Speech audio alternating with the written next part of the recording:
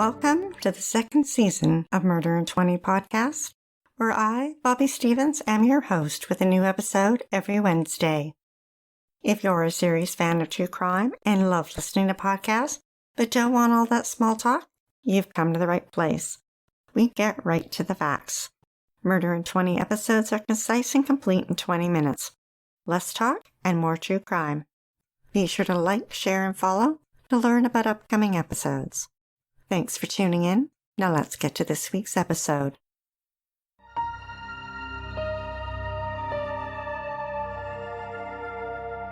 The internet opened up a whole new world to many. A world in which you can visit other countries and meet new people and socialize virtually. You can create a profile of who you are or who you wish to be. And what's the harm? In an online world, no one knows who you really are or where you live until you tell them. 24 years ago in 1998, gaming websites became popular. They offered free access to games, then expanded to offer perks to their subscribers, including exclusive members-only chat rooms and even private chat rooms. West Virginia is rugged territory, with country roads, rivers, and train tracks winding through the heart of the Appalachian Mountains. It's no surprise it's known as the Mountain State.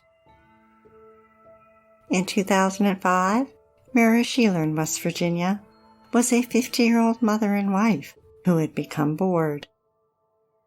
Residing in a small ordinary house, she was short, frumpy, and overweight with short dark brown hair. Perhaps it was because her teenage daughter was now busy with her own life that she was feeling bored and lonely. Or perhaps she envied her daughter, who was beautiful, tall, and smart, and had been named Miss Oakleaf in 2002. Looking for some excitement, Mary logged on to a gaming website with her screen name Tall Hot Blond and began exploring. She created a profile but didn't use her real birthday nor a photo of herself. Rather, she posted a photo of her teenage daughter and pretended she was 18 and looking to meet men. 6 hours away in the state of New York, in the small rural town of Clarence, 46-year-old Thomas Montgomery was bored too. Married with 2 teenage daughters, he'd worked the last 12 years at a mundane job in a tool factory. Fox News reported that he was also the president of his daughter's swim team and involved in his local church. Thomas spent hours on the family computer looking for something that his everyday life wasn't providing. He surfed websites and eventually landed in a chat room on a gaming site using the screen name Marine Sniper. He filled out his profile, including his actual age. One day, Tall Hot Blond and Marine Sniper met in a teen chat room. Thomas would later say that he entered the teen's domain by accident, but instead of leaving, he stayed. A decision that would change the course of many lives and be his biggest regret. Tall Hot Blond instant messaged Marine Sniper. When he learned that her profile stated that she was 18, he presented himself as an 18-year-old Marine who just returned from Iraq. What could be the harm? It wasn't like they were ever going to meet. But Mary noticed his age in his profile and asked him about it. He was quick on his feet and told her he was using his dad's profile and that his name was Tommy. ABC News reported that Mary told Thomas she was a softball player and a senior in school and sent him photos of her daughter that she'd taken off her website and told him her real name was Jessie. Then she asked to see a photo of him. Thomas scrambled He couldn't send her a photo of a balding middle-aged man with a pudgy face and glasses, so he dug out a 30-year-old photo of himself back when he was in the military. Although he spent 6 years in the Marine Corps, he never saw any action. But online, he could pretend to be a much more exciting version of his younger self. The photo he sent Mary was him in uniform, with a stern look and pursed lips, his head shaved, with the dark brim of his cap perfectly horizontal above his dark eyes. At first, Mary and Thomas flirted like teenagers. Then over the months, it evolved to virtual self-fulfillment. Thomas flipped between his two identities with Mary. Sometimes he played the role of the father. Other times, he was a son. In the back of his mind, he knew he should end it, but he couldn't. It was like a drug addiction. Not only did he look forward to spending time with Jessie every day online, he desperately needed it. Eventually, Mary and Thomas spoke on the phone. And it makes me wonder, did one of them not pick up on the other's age? But perhaps they were blinded by what they wanted to hear. They wrote each other love letters. She said, "I love you always and forever, Tommy." And he wrote back, "I have never felt this way." Without her daughter's knowledge, Mary took photos of her, in her bathing suit, some provocative, and she sent them to Thomas. The couple exchanged gifts. Mary went so far as to send him a pair of red underwear in size small. But she didn't go to the store and buy a pair. Rather, she went into her daughter's room and stole them. Somewhere along the way, their distorted version of reality slipped into a warped fantasy. A world that pulled them in and held them tight. A world that neither could pull themselves away from. Mary and Thomas often talked twice a day, and instant messaged endlessly. They stay up all night communicating with each other. One night, Thomas's wife Cindy asked him to join her, but he couldn't pull himself away from the computer screen, away from Mary. Christmas in 2005 was approaching, and Mary and Thomas's families were getting ready for the holidays. But Thomas had something special in mind. He proposed to Mary, and she said yes. The problem was, they were both still married to other people. At work, Thomas shared with his coworkers that he was leaving his wife to be with Mary in West Virginia, but he didn't tell them her age.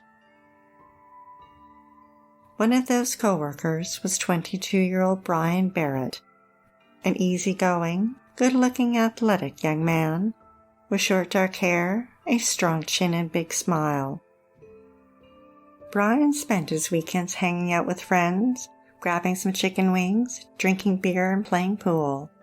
And in the summer, he spent his Sundays coaching Little League baseball.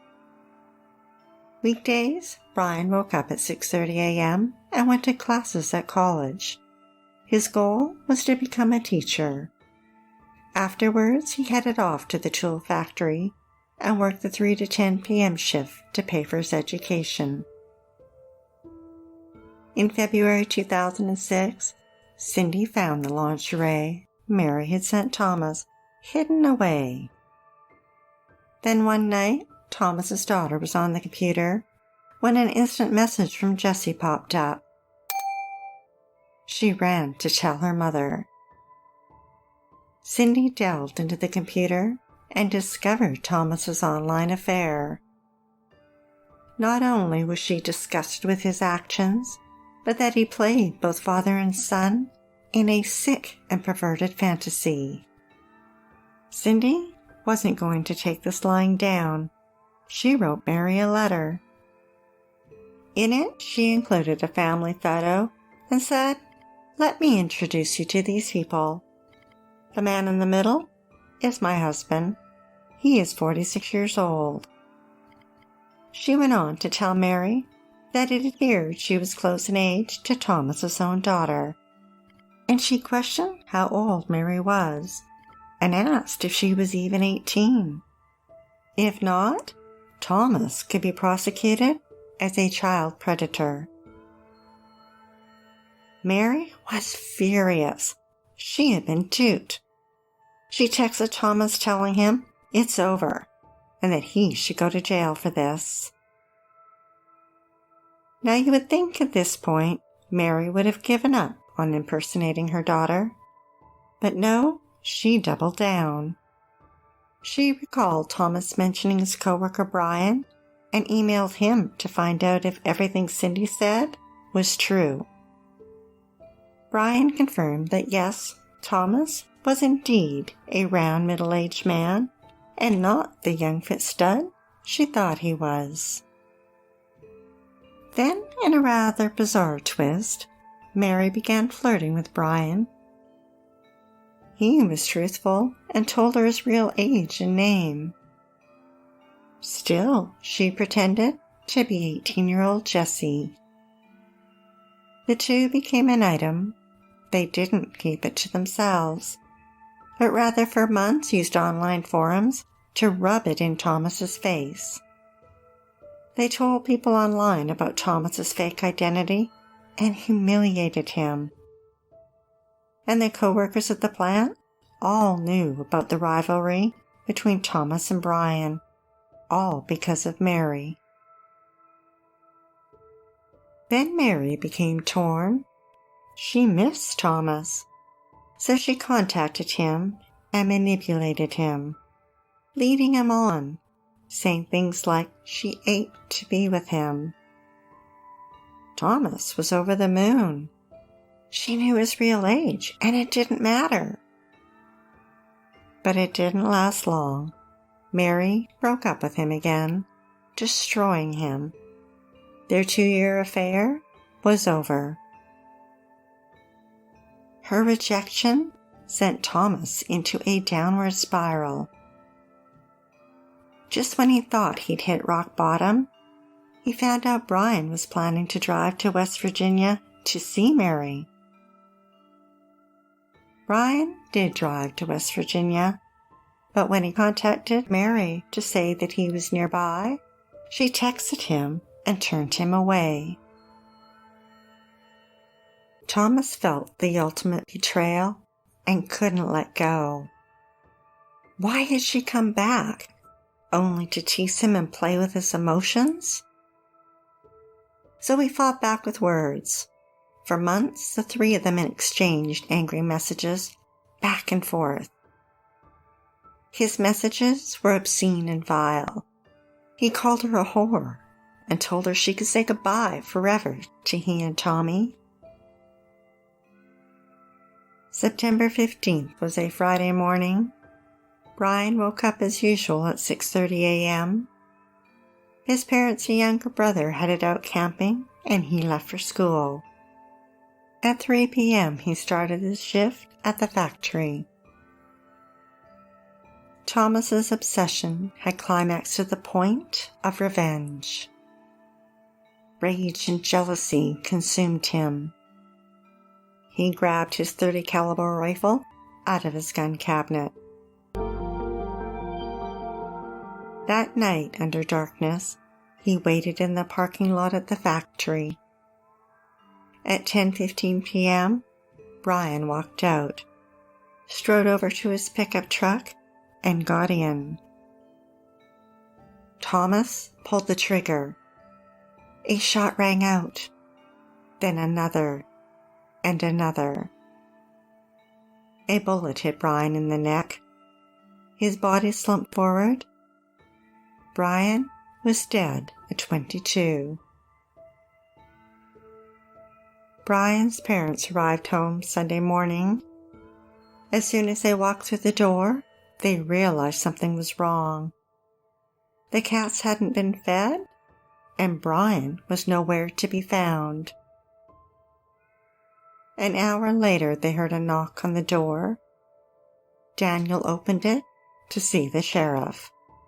He knew it could only be bad news and asked if Brian was okay. At the factory, investigators quickly learned of the online affair and love triangle between Mary, Thomas, and Brian. Police tried to locate Thomas, and when they couldn't, were concerned he'd headed to Mary's. They tracked her address down in West Virginia and knocked on her door. They got a shock when instead of seeing a young hot blonde named Jessie, frumpy middle-aged Mary stood before them. Under questioning, she admitted to everything. Using Brian's phone and computer records, investigators learned all the explicit details. 10 weeks after the murder, Thomas was arrested and charged with second-degree murder. CNN reported that in jail, Thomas was handed a picture of Mary and told that that was the real Jessie, the one he knew as Tall Hot Blond. Thomas turned white as a sheet. He had just learned that he'd thrown his life away for a virtual affair that could never be real. Prosecutors in Buffalo wanted to hold Mary accountable. She had danced between the lines and came very close to going over it, but she didn't break any laws at the time and could not be charged. Although she didn't serve time and pay for her part in Brian's death, she lost her family. Her husband divorced her, and her daughter moved out. Thomas lost his family too. His wife divorced him, and his daughters disowned him. In August 2007, Thomas appeared in court to plead guilty to manslaughter. When the judge asked him if he had intended to kill Brian, he answered no. Then his lawyer nudged him, and he quickly changed it to yes. The prosecutor asked for a 25-year term, but the judge sentenced him to 20 years. Buffalo News reported that Brian's parents agreed to the plea deal, as it meant he would serve more prison time than if he'd gone to trial and was convicted of second-degree murder. In his jail cell, Thomas attempted to take his life, but was unsuccessful. He is prisoner number 07B3808. He will be eligible for parole in 2024 when he will be 65.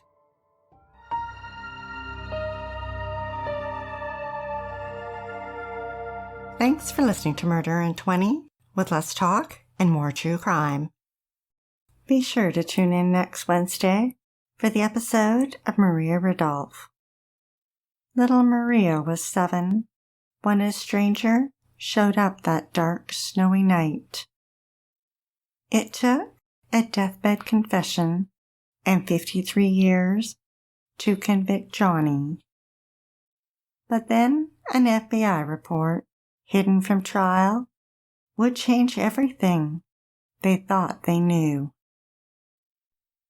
We'd like to acknowledge Purple Planet for use of their music, sound effects from Fastline Studios, and our many editorial sources who were listed on our website.